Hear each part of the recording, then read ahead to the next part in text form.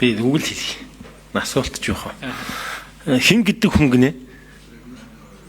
Тэрний дэвшүүлж байгаа их хурлын дараагаас тэр төлөв мэдээлэл байна уу? Мегмарс өрн гэсэн хин гэсэн? Магнас өрн сандгийн магнас өрн. Сангийн магнас өрн. За мэдэхгүй зүгээр ер нь яг уг нь одоо энэ хамтарсан засаг гээд дээрээс нь энэ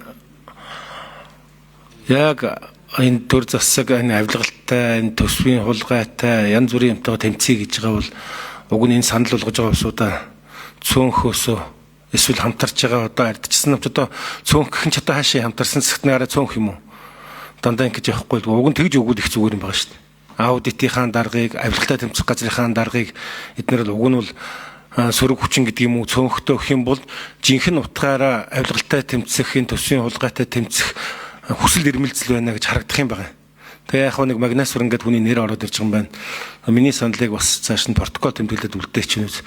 Үнэхээр нь тийм хүсэл зориг байгаа бол уг нь ингэж явбал энэ улс орн бас нэг хяналттай болох юм байна. Үндсэндээ бид нар бол одоо хяналт гэдэг юм байхгүй болчихлоо шүү дээ. Тэгээ хамтарсан нэрийн доор одоо бүр заварлаа.